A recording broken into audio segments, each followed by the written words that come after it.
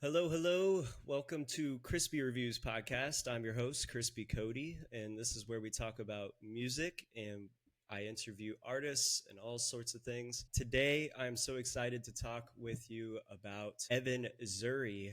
He's from Boise, Idaho. Hello, Evan. How are you? I'm doing very well. I'm still kind of waking up, but Okay. yeah, Yeah, we're doing I've good. unfortunately been up since I think 6. It's been, it's been a bit of a morning so far, but Yeah. here we are, we're here, and I'm very excited. So you are So, also really excited too because you have a new record coming out very soon. hmm Yeah. hmm It's Everything Thus Far, and it's in quotes here, 2019 to 2099. So it's yeah. releasing on September 5th with Candlepin Records from Boston. That's pretty exciting Yeah. stuff. This is your first record, right? It's under my own name. Yeah. I mean, I've put out records before, like when I used to do a band called Neocentrics when I was like from 14 all the way up to 20. So, but this is like the first actual like record I'm doing that is like under my actual name, I suppose. Yeah, that's really exciting. I actually noticed because you're so nice and kind to send the record to me early. hmm You actually are a multi-instrumentalist and the lyricist Yeah. and the singer. You're the one-man band for Yeah, this that record. that just kind of came out of necessity. Like and actually the first EP that I recorded with as Neocentrics was I was 14 and I recorded everything in like GarageBand in like under a week and I played all the instruments myself. So I had like a guitar, like a I didn't even own a bass. Like I had a multi effects pedal and it had like a bass sound on it, Hmm. and then I had like this like rigged up like rock band drum kit that I just plugged into an interface and I played everything myself. It sounds like garbage, I'm sure. It's Everybody has to start somewhere, right? no, totally. But I kind of like the original idea behind this record. A lot of the track list is like a lot of older songs of mine. So there's like three old centric songs that I re-recorded. I was in a project for a little bit with some other guys, so some songs that I wrote for that made it on here, and then the rest are new compositions. But I kind of just wanted to like the idea was to kind of make like a compilation record Hmm. almost disguised as a debut album. Yeah. But That's what it feels like to me, or somebody who doesn't know you. They're gonna just see mhm, this as, oh, this is Evan Zuri's debut album. So yeah, that's what totally, I think is pretty cool about it. It's just totally, it's you and nothing but you. So you are doing everything on your own end. You're doing the guitar, you're doing the drums, you're doing the bass. hmm I mean, there's even piano at the bonus track that you did at the end too. And I was like, yeah. wow, this is he's very well rounded with all of his music and stuff.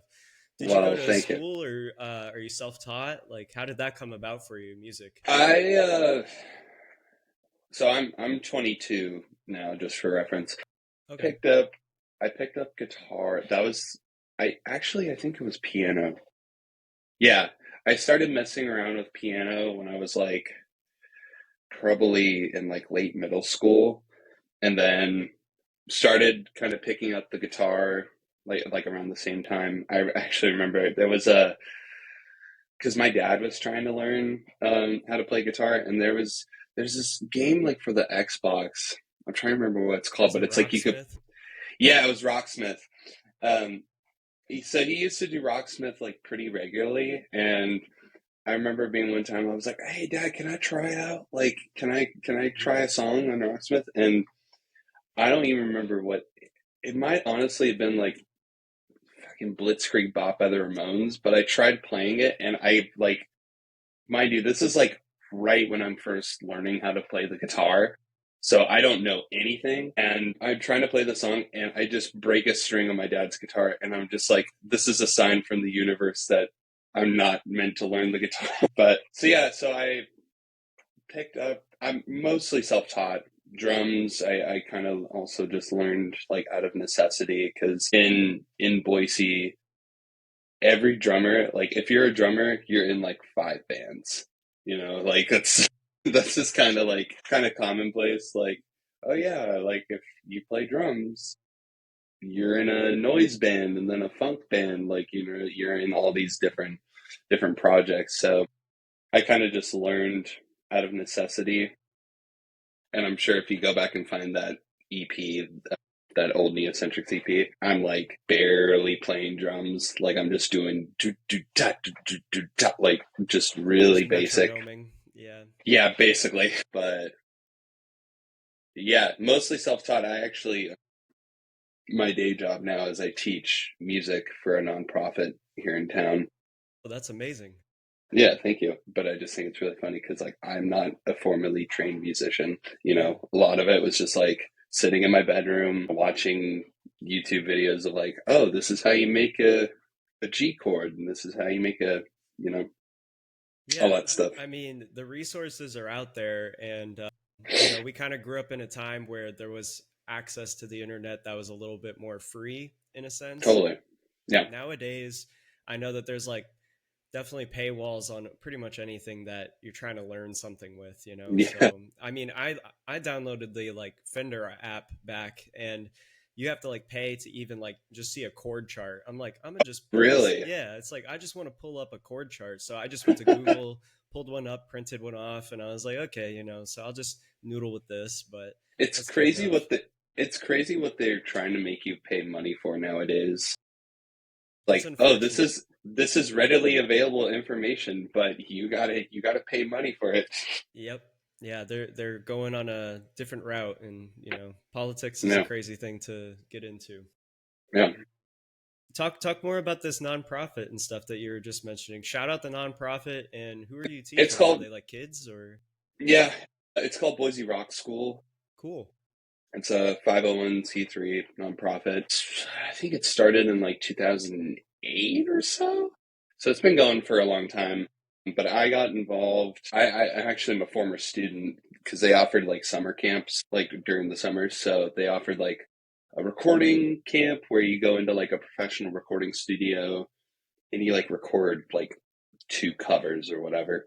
And then they had like a band camp. So like you would get put into like a group of kids and you would have to like learn a song, like a couple songs in the span of a week. So I did both of those, and then I think when I was like 17 or so, like late high school, I went back and I started like kind of volunteering with them. This might have been like late 2020. So we were still like in the thralls of COVID. Yeah, unfortunately. Fortunately, yeah. But so I kind of stuck with them for a little bit, kind of on and off, and then I got hired on to like teach like 5 days a week, like 2 years ago, 3 years ago. Wow, But that's it's a great, inspirational. I love that. yeah. It's So, a are you teaching different instruments, or is it like mainly guitar? Or so I teach, yeah, like mostly guitar, but we also have like we also offer like band classes. So I teach a lot of like band classes as well, and it's I think putting kids into a band is good because it teaches like teamwork and like yeah, it's like a sometimes cohesion effect. It's yeah, allowing kids to learn not only something for themselves, but it allows them to gel with other people and grow their totally. sound. Yeah, there's definitely like a social aspect to it as Yeah, well. Because like I've seen kids who I've like taught for like years at this point. Like when they started off, they were so awkward. Like they just were like, come into class, don't say anything. But now they're so like, just like gelled with each other. They're like cracking jokes and they're having a good time. And that's really, that's what being in a band should be, yeah. It isn't always that, but No. Yeah, I mean, it depends on your peers and stuff and who you connect with. And I 100% understand that. And I think it's awesome that they have such a great teacher to look up to. I mean, you definitely seem like a good guide for the kids, to point them in their I try. direction. So circle back to your record and everything. I know that you said to yourself that this record is more or less like a collection of songs that you've been holding on to for a while. Yeah. But I like how you put on Bandcamp your genres that you're kind of covering here, which is alternative, indie pop, indie rock, math rock, shoegaze, and slowcore. Which of those genres do you like consider yourself to be subsidized in? I man, I give like no fucks on like what genre, because there's so many. Like we live in an age now where there's so much like people just throw like buzzwords around. Yeah. Like if you're a guitar band in 2025 and you have just any kind of distortion, you're a shoegaze band now. Maybe in the West, I don't know. In the East, it's definitely like post-core or something. Like, Gotcha. yeah, Yeah. I don't know. I kind of just put those up because those are like a lot of bands that I like and take influence from are from those genres. I'm not necessarily sure if that's like all the stuff that I do. We'll just go broad. We'll say alternative. I would say your track Gravedigger, which I'm not sure is out. Do you have that one out right now? Or Yeah. Yeah. So Gravedigger, when I listened to that one, I got more of a shoegazy kind of vibe from that one. And it was Yeah. mainly the guitar tones that you kind of chose and your Yeah. direction with the lyrics and the flow. And then there was even like a part where it sounded kind of like slacker rock with, again, I even wrote this in my notes without even seeing your poster there, but Sonic Youthy sounds Yeah. were in there. Yeah. And I was like, okay, like I can see like Sonic Youth is probably like a band that's something that probably influenced him. And again, this is in my notes before I even saw the poster. So Yeah. which is Yeah. crazy. Yeah. Um, yeah. Someone like posted a review of it and they're like, yeah, that sounds like if early Damien Jurado was fronting Dinosaur Jr., which Dinosaur Jr. is like one of my favorite bands.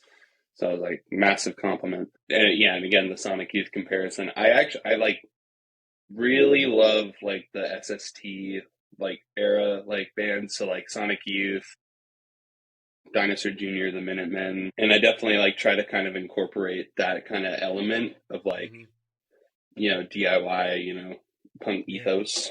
And that's awesome. I really picked that up. I would say that there's definitely a big DIY appeal here.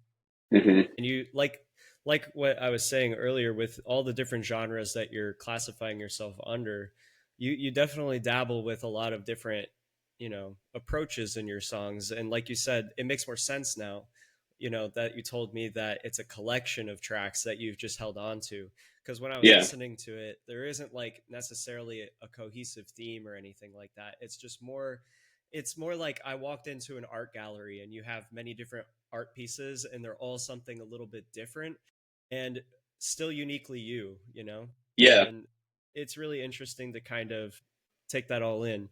On tracks like what's it like On My Own, you had like a really crunchy guitar pedal that was in there with a very like uppity paced sound that was more post-punk Hmm. kind of vibes, and I really like kind of like Minutemen. Minutemen has like Yeah. amazing post-punk vibes from the late Or 80s like, into the 90s. Husker Du. Like, Yeah. that's another big one for me Yeah. is Husker Du. Is there any songs that you're releasing from this record that you really are like more fond of over others? Like, is there like a favorite that you're excited to play live or anything like that? It's the age old adage. It's like trying to pick your favorite song is like trying to name your Pick your favorite favorite kid. children. Yeah.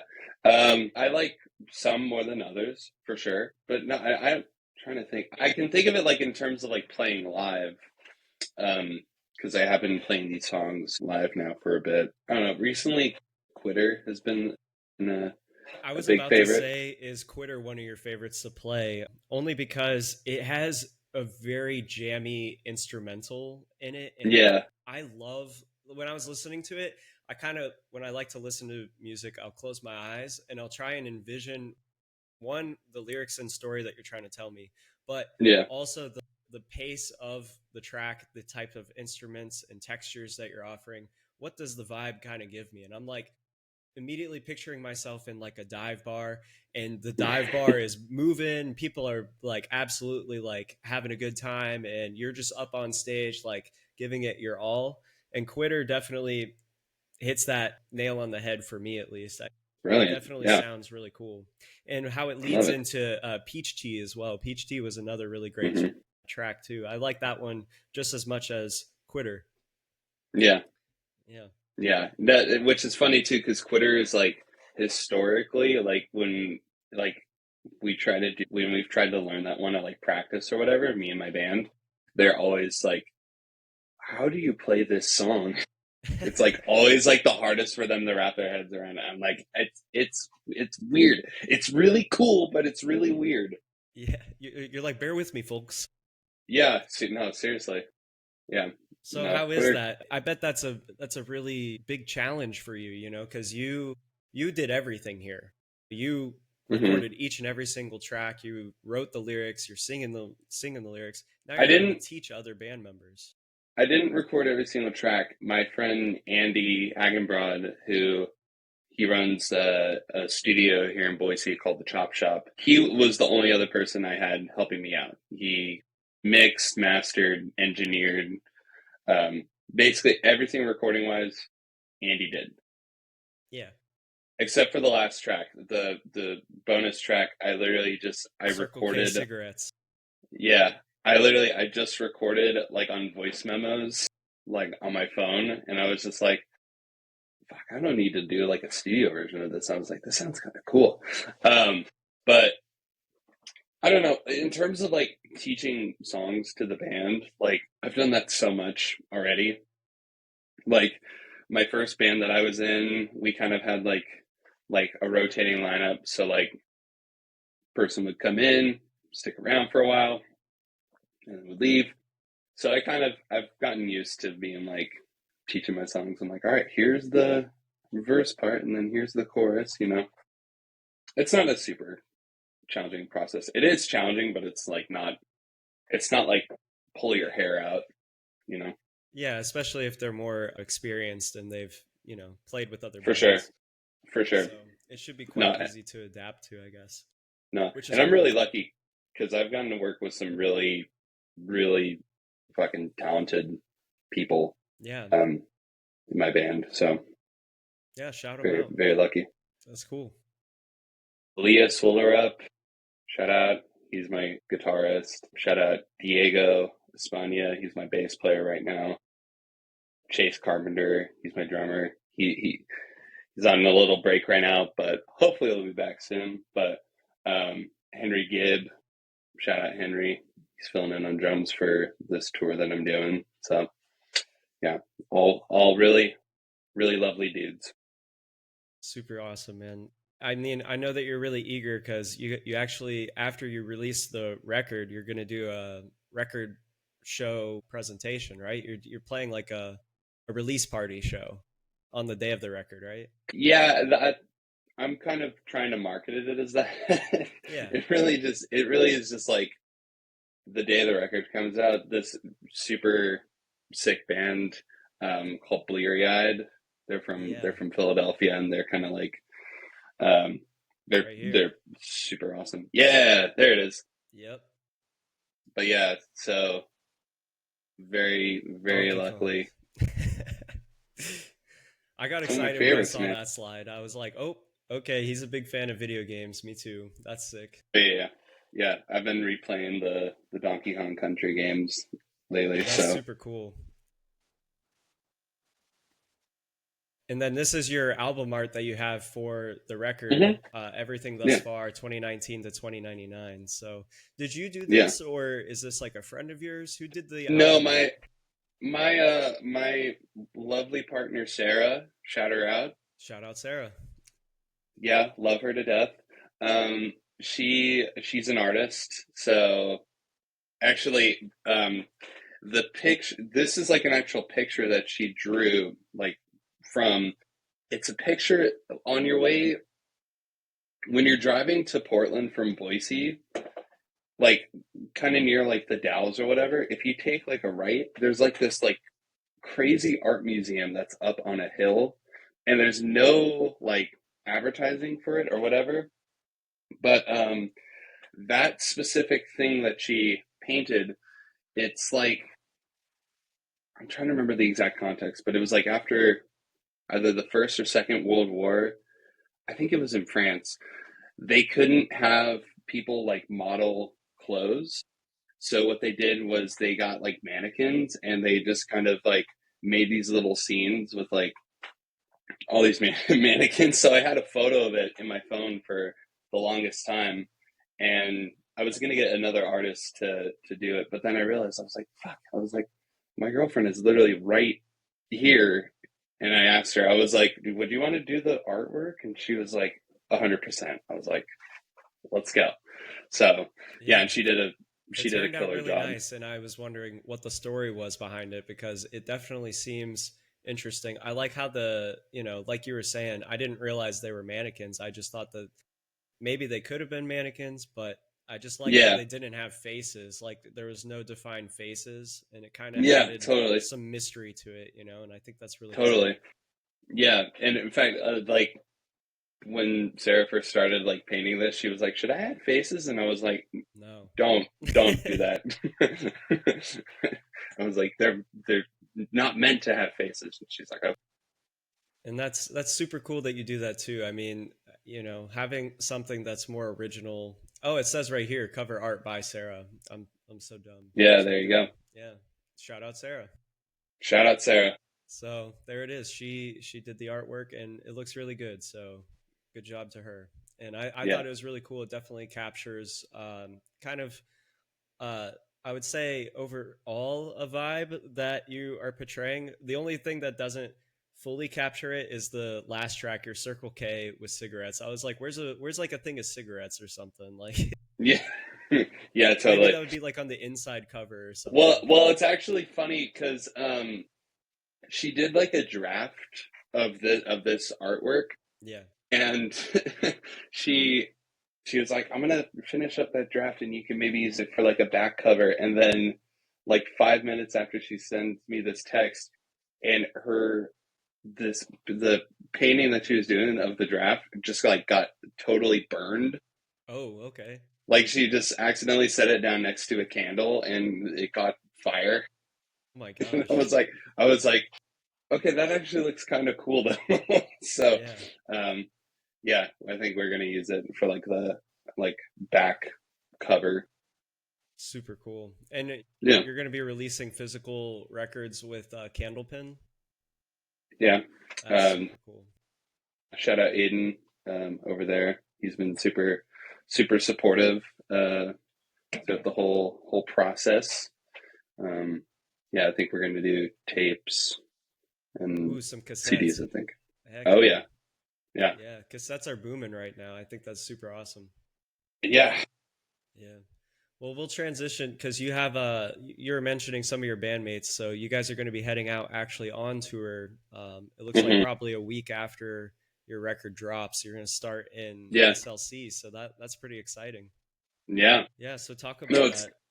no, it's nice because I have like this is like the first tour that I'm doing where just everything is lined up perfectly. Like we have places to play, bands are down to hop on, um, places to stay. That's a big one.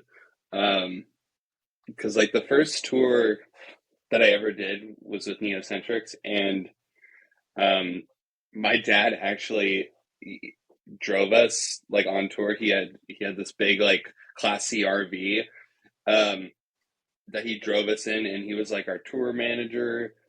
He described it. He was like tour manager, bus driver, cook. He would make us like food like on the road. Um, so kind of just like starting.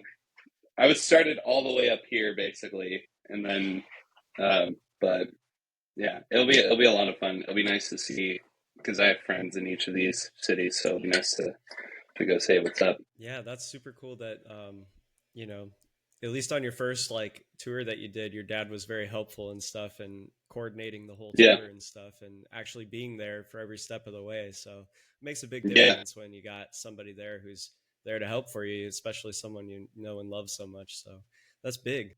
yeah, yeah. What were some of the big like challenges trying to book this tour? So did you have to like reach out to the venues or how did you go about it? I I made sure to reach out like way in advance, like probably more than I should have, honestly. Um, because yeah, I reached out to places in like January or December, and they were like, "We're not booking out that far yet." And then I just like every Hey, month I would just mean, like bug them on. They're just like, hey, just following up, just reaching back up. Yeah. So I mean, that's good. It's good to be diligent and, just keep following up until you get what you're looking for. yeah, and I mean, I have like experience booking tours already, so not, it wasn't a super daunting task at all. Um, but yeah, I'm glad everything is shaping up. Yeah. I mean, this is big. It looks like it's going to be a really fun tour. So if anybody in these Yeah, cities are going to be, uh, you know, in these cities, definitely stop and check out Evan.Zuri when he's in town. I think that's going to be really fun to see him live, especially for some of your tracks that you have, such as like Quitter. Quitter is going to definitely yeah. be a great track to hear live. Can't recommend that one enough. Thank you. Yeah. And you've got Cool, cool. two other bands that are touring with you. It's Dust Dust and how do you say that? Is it? That's just for the Oh Salt wait, Lake no, show. this is just one of the So yeah, the Salt Lake show. Okay. My bad. yeah, so And we then you have have you're all good. oh, so you We have have different people each city. Okay. mhm. Yeah, we're playing with some super sick bands in each city that we're playing. Yeah, Dust Dust and Nadezda. That's how you say that.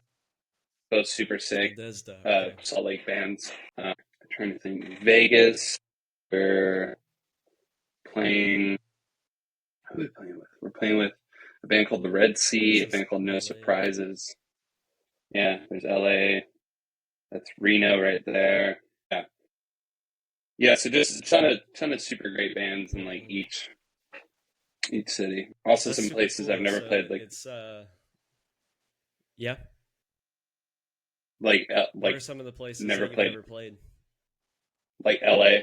I've been going to LA for years for LA. shows, but I've never actually played a show there. So I'm glad I finally got one on the books. So it'll be a lot of fun. Yeah, that's going to be a really fun one. LA, it's at the Moroccan Lounge. I've actually never been to that, so that sounds pretty cool.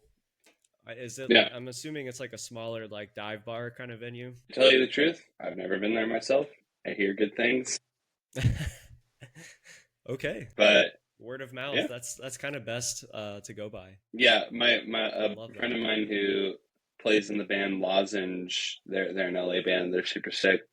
He does some booking around Los Angeles, and I was just like, I just reached out to him because I didn't even know he booked them. I was like, hey, do you know anyone that like books shows in LA? And he was like, yeah, I book at two venues in LA, and I book or like around. And I was like, oh shit. I was like, okay, cool. Um, so yeah, again, pretty stoked. Nice. So it sounds like you've been really relying on like kind of like your network and stuff. So you've networked a lot and you've gotten to meet a lot of awesome people in the music community in all different, Yeah, states and cities, and they're able to kind of help you and assist you with making this tour happen. So that's pretty awesome. yeah, yeah. It's also just like, you know, um, making those connections, but also like helping out, like when they come to town, like if they're like, oh, we need a place to play, or we need a place to stay for the night while we're in town. You know, just kind of returning the favor back, as it were. I think that's what it's all about. Yeah, I mean it's a never-ending loop of favors, right? So you're just kind of always, asking for a favor or helping someone out, and that's just what the music community is about, right? So it's just allowing people to do what they need to do and come to the city and Yeah, play and move on to the next. So that's pretty exciting. yeah, That's really cool. And I know like out in Boise, they do have like a really thriving music community because they have a really cool music festival out there too. They've got hmm Treefort Music Fest, yeah, and you actually got to perform there this year, which is pretty in my opinion. That's amazing. I've always wanted to go to this music yeah. festival. It's been on my radar for at least, I don't even know. When's the first year that Boise had this festival? Was it like 10 years ago or? Yeah, like 2012 or something. 2012. Um, Okay. It's been on I've my been, radar since at least like 2015 or 2016, but yeah, living over here on the East Coast, it's a bit far to get to. yeah. Um, to tell you the truth, I've been playing Tree Fort since like 2021. Just with like Oh, different bands, nice. but yeah, like I think the first Tree Fort that I did was it was opening up for I think it was AJJ, Shushu, and I just remember like getting that email just saying that, and I was like, oh my God, because I was like fresh out of high school at the time, and I was like, oh my God, I'm opening up like AJJ at the time. They were like one of my favorite bands. They still are, but I was like, oh my, like just ecstatic. And I think it's cool opportunity that Treefort provides in Boise because it allows a lot of smaller all local bands the opportunity to get on cool bills like that and open up that door to the outside world, as it were. You know, Yeah.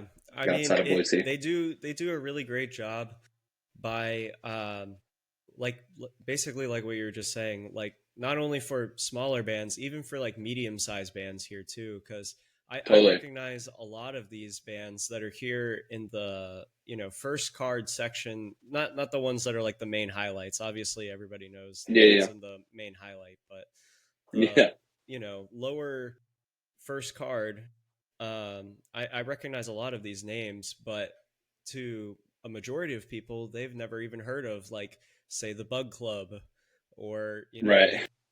Of Love, because you got to open Yeah, for Of Love this year, or did you just get to catch them and see them? just got to catch them. Okay, Theo, who plays drums in the band, is a bud, so I got to go say nice. what's up and hang with them for a bit. But yeah, they're awesome. Yeah, I really love them and their sound, and it's cool to see that they were here at this festival, along with a lot of amazing names that are just on here. And Yeah, it's kind of crazy to a majority of like people who just focus on like streamlined main big festivals and stuff. They'll look at this and be like, "Why do I need a magnifying glass to read this?" And it's like, well, I they give it's a really great platform for smaller bands to be able to shoot their shot, yeah, and I think that's what more there needs to be, more smaller to medium sized music festivals that allow these bands to like have their presence and gain a following. And I feel yeah, like something like this should be somewhere like on the East Coast per se. Like I know that there is like a totally. couple on the East Coast. I'm trying to remember the one that's over here. There's one in Savannah, Georgia that recently started up, and then there's the other Oh, one is it near Scotch. Oh, cool. Yeah, because I Yeah, know so there's one in Georgia called Dog Days. I think that's yeah, Dog what Days, it's that's called. it. Yep. Yeah. So those are like my Um. two festivals that are similar to Treefort. But Treefort has just been around longer, and I feel like they've gotten the formula down to a simple science, and they know who they're booking and who their crowd is. And I Yeah. really wish that I was over there in that scene, because to me, this is like my scene. Like I love a lot of these Yeah. bands. Like Frog is hiding in there. That's insane. Yeah. Yeah. Like I love Frog. I love all Dutch Interior. I saw them open for what's their name? Dive. They opened for Dive and they Sick. were amazing. That's And I was awesome. like, okay, Dutch Interior, you're on my radar now, and it's Yeah. cool. Totally. Yeah. Um. Yeah. It's funny too, because like, I mean, you tell a lot of people like, oh, there's this big festival in Idaho, and people are like, what? You know. They just think it's like the middle of nowhere, but it's definitely grown a lot. It's definitely gotten, I mean, Boise at least has gotten way bigger, like in terms of like music and like visibility. Because usually, always like the joke is if you if a band you like doesn't come to Boise, but they're nearby, you either drive to Salt Lake or Portland to to go see them because those are like the two nearest. cities that we have from here. How far is the drive? How far is that drive? Salt Lake is like 4 hours, and then Portland is like 7, I want to say. Okay, so it still is like a good distance. Yeah, statistically, Boise, I remember reading this. I think it's the most isolated metropolitan city in the lower 48, um, which is crazy to me because um, like friends that I have on the East Coast, like a buddy of mine who used to live here, he lives in Jersey now.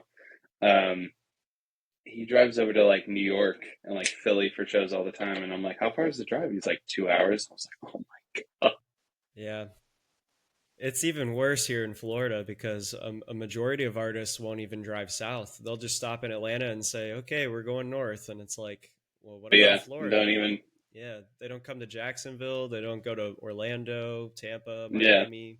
They'll sometimes go from Atlanta all the way to Miami. And then it's like, well, I don't feel like driving like 3.5, 4 hours to go see you. Like, you know, yeah, because it's not like it's just highway miles, like as soon as you get into Miami, you're like dead stop gridlock traffic for at least a grueling, 30 minutes to an hour if you're lucky. but dang, yeah.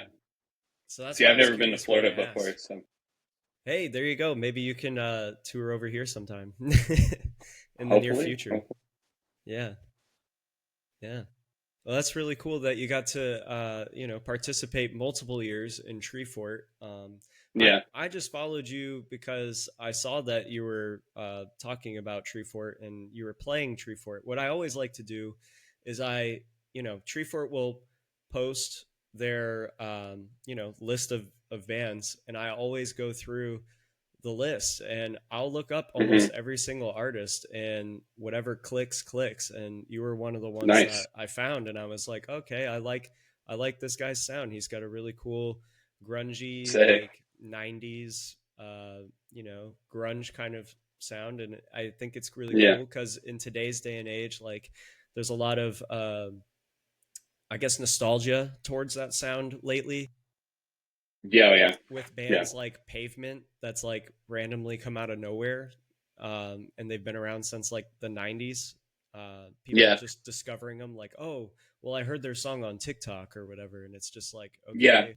I think I think TikTok is definitely a big part of it because yeah, like I'll have going back to teaching for a second, I'll have some kids come in and they'll be like, um, I want to do Inside Out by Duster, and I'm like, how the hell do you know this song? Um, or like I'll have kids do like the like yeah yeah yeahs, like maps, like the wait, they Yeah. don't love you like I love you, and I'm like, that's a great song, but how do you know that? And then you And they look it just up know it. and you see kids like doing the dance or whatever, and you're like, why is Yeah, this a trend? yeah. Why is this like over 20-year-old song like now suddenly blowing up? I mean, it's a great song. That's how I felt. I don't know if that was like a year ago or 2 years ago now, but I don't. Do you remember the trend with Pine Grove and people were playing that one Yes, song? And I was just like, as yes, soon as like that became a thing, I was like, why is this happening? Like, this is insane that they're getting this type of exposure right now. Like, I love it and I hate it at the same time because, like, one, it's cool because people are like listening to them, but two, like yeah, you know that they're only just going to listen to that one song and that's all they're going to care about. They're not going to actually yeah, like dive into the discography and listen to Pine Grove. yeah. And that's kind of the unfortunate thing about like songs that blow up on TikTok because like I guess it kind of fits in with like any kind of like one hit wonder or whatever. Um, like there are a lot of bands that I like that are exactly like that. I'll give an example. Like I really love Thin Lizzy, um, but most people, if you say Thin Lizzy, they just only know Boys Are Back in Town, and you're Yeah. like, no, Yeah, they're he like has a they're lot such more a fucking good songs than band. that are really good. Yep. But yeah, absolutely.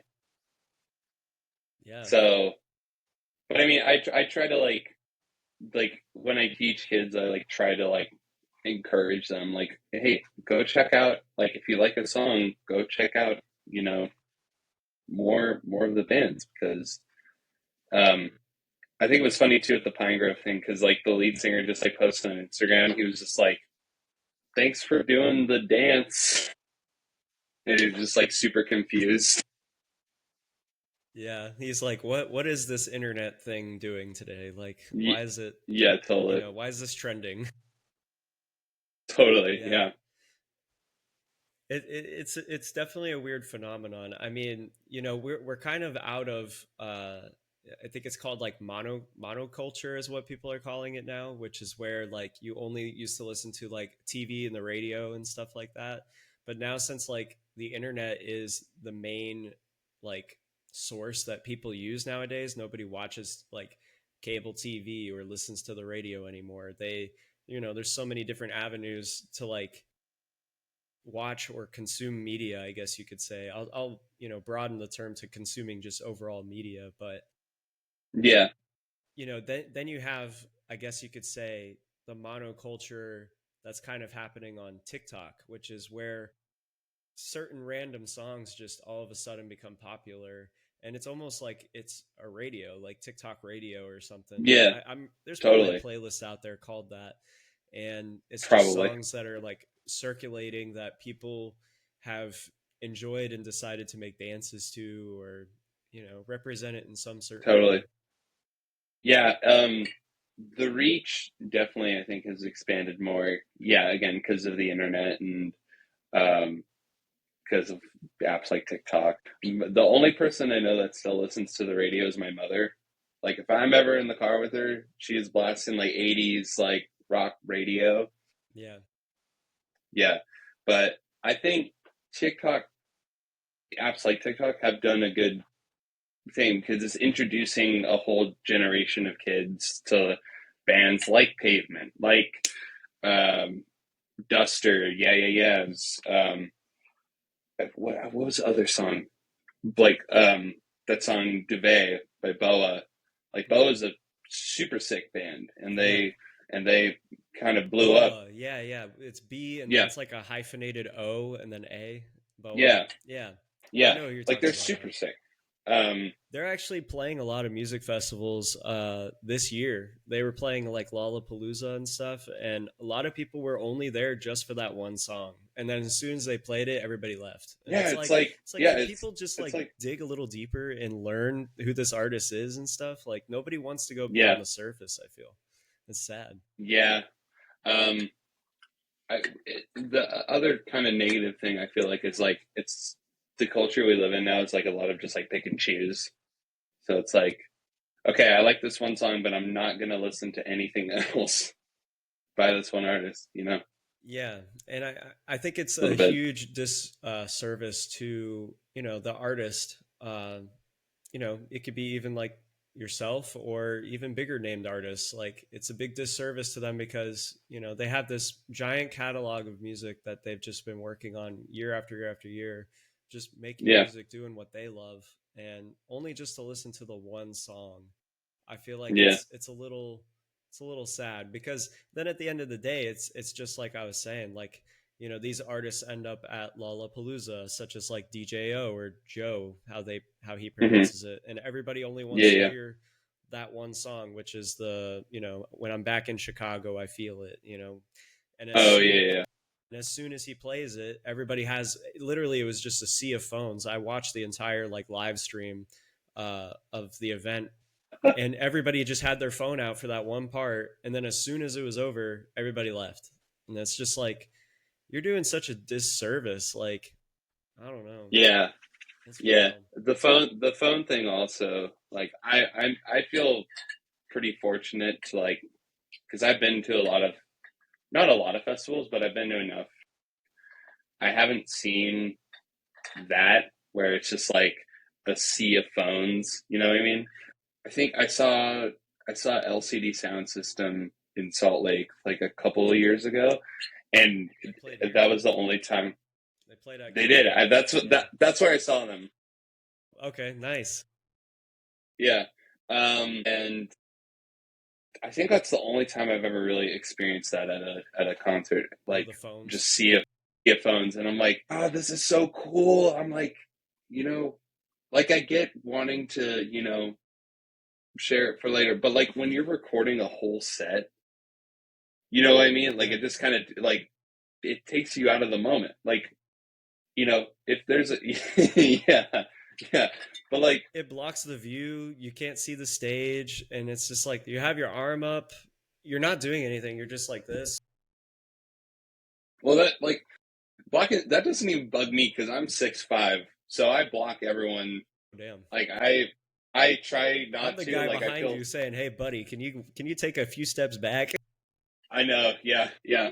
I'm always like really self conscious about that at shows. I'm No. just like I'm sorry. I'm like really excited, but yeah. And in fact, actually, I've seen this kind of in the past couple years where it's like some artists are like no phones at shows. So like Jack I went and White. saw, yeah, Jack White. He's locked up people's phones. More recently, I think Tyler the Creator did that as well for a couple of Really? his shows. Yeah, he did some like pop up shows for his new record, "Don't Tap on the Glass," Hmm.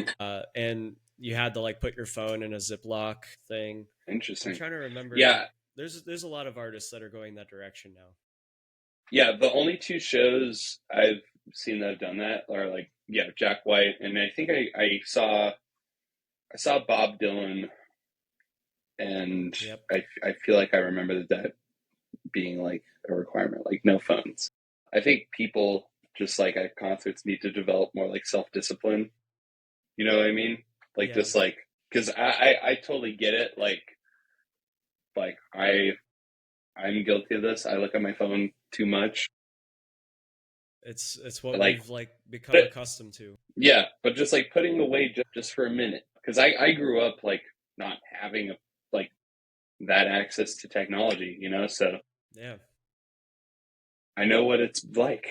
Yeah, I mean, I grew up with like AOL dial-up. Like if you wanted to use a computer, Nice. it would take like at least 15, Take 20 like minutes before the computer was actually up, before you can go on a website and do anything. yeah. It was definitely more of an experience, and now today it's a necessity, I feel.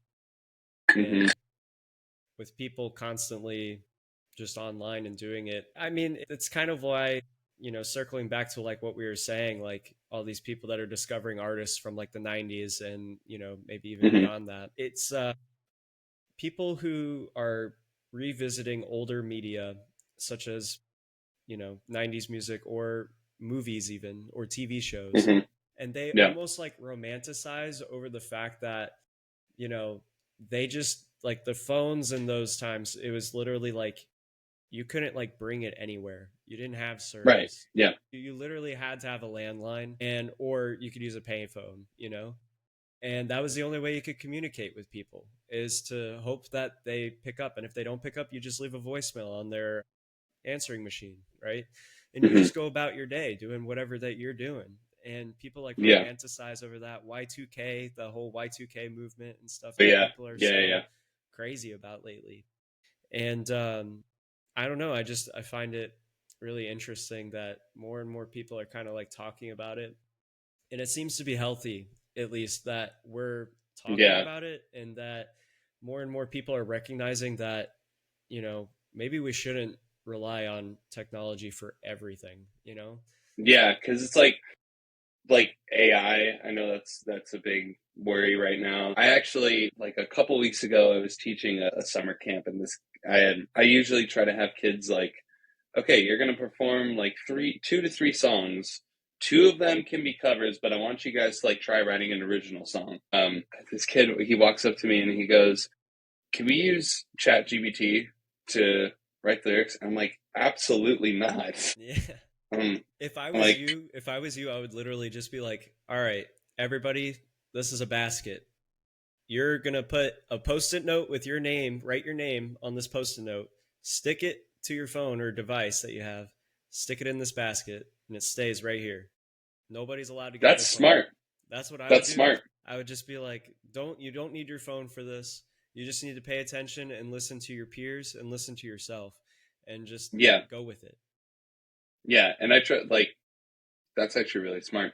I know in like at least in Idaho, schools have like started doing that. Like they'll have pouches like at the front of the classroom, Wow. like to put phones in because they really like have been cracking down on that. Wait, But they yeah, have to. yeah, I mean, going back to like songwriting, I'm like, just like, the Beatles didn't use laptops or AI or whatever, and I was just like, it can be super simple. Like, I have this sheet that I print out, which is like common themes in popular music. Like, it's that basic. And I give it to them. I'm just like, okay, think about like a specific experience that you've had that relates to one of these themes. And it's just like really general, like vague themes, like growing up, friendship, heartbreak.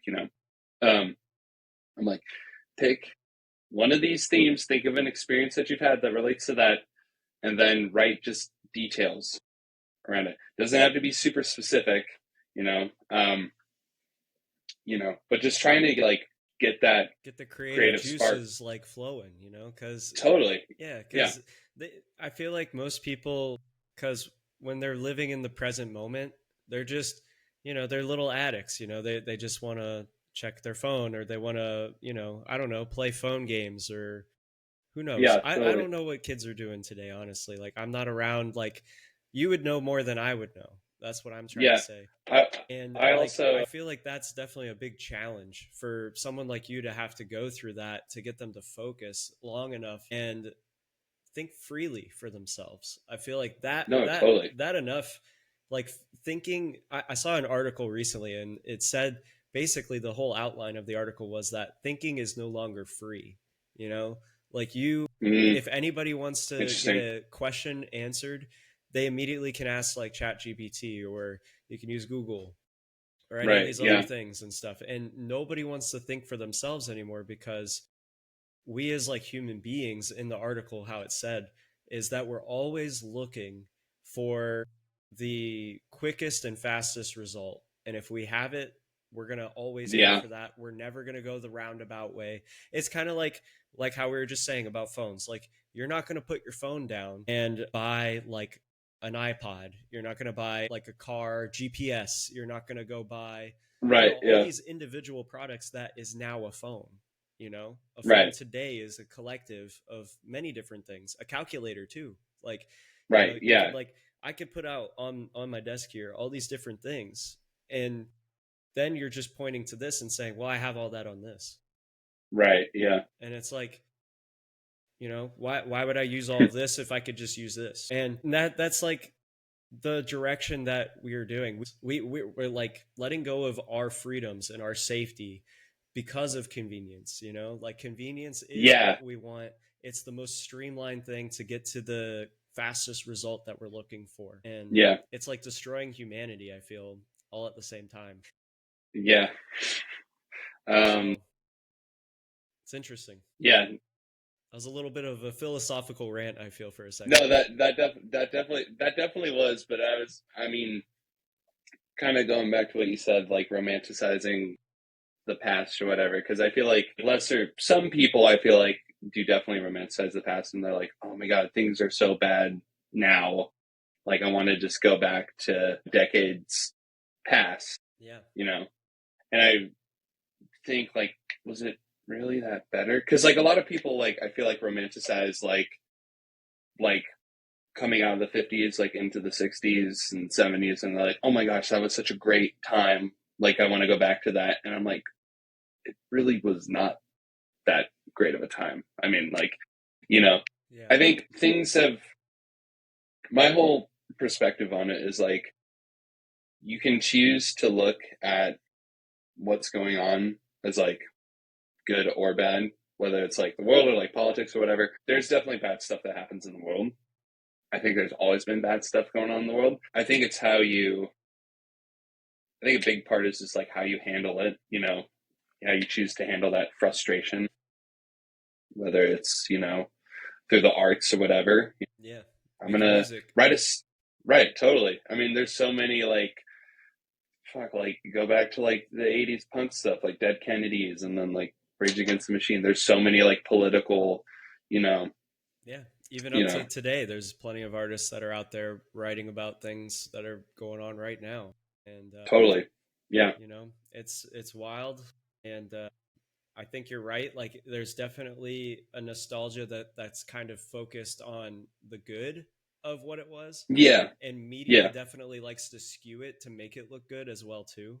It's kind of like Yeah. it's kind of like Instagram, right? Like when you pull up somebody's like profile Absolutely. back in the day on Instagram, like Instagram profiles, it would be just good photos, and you would never see a bad photo ever posted or anything like that. But Totally. what you have Yeah. to remember is like, sure, like that person posted a photo and they're like in Fiji doing this or that or whatever. But like how many bad days that they have like that led up to that moment, or how awesome really was that trip and stuff. Right. Like you don't Right. really know, but everybody's You're focused really on the getting good right. You're really getting like a little, window. just like a little window, yeah, or a snippet. Yeah.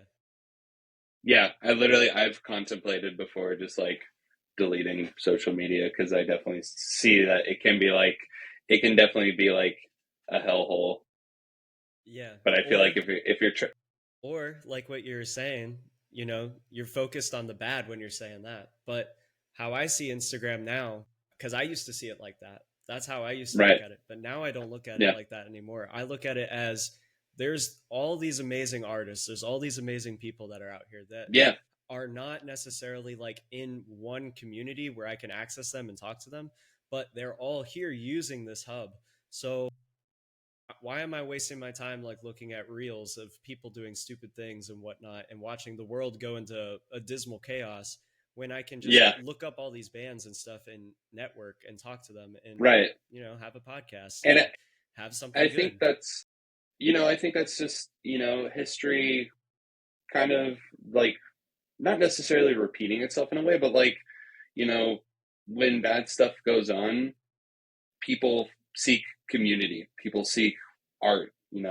Um, I mean, you know, like I'm going to use a historical example, but like the whole like counterculture movement in like the 60s, like the latter half of the 60s, Yeah. um, With the Vietnam you War know, and everything.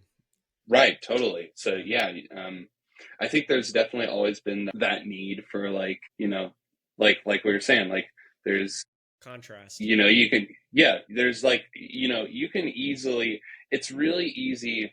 This is actually something my mom said before. It's really easy to focus on something bad, right? Because it's like if you're having a good day and then something bad happens, the bad sticks out. You're like, oh my god, that that sucked. That was bad. But it's how you choose to like handle it.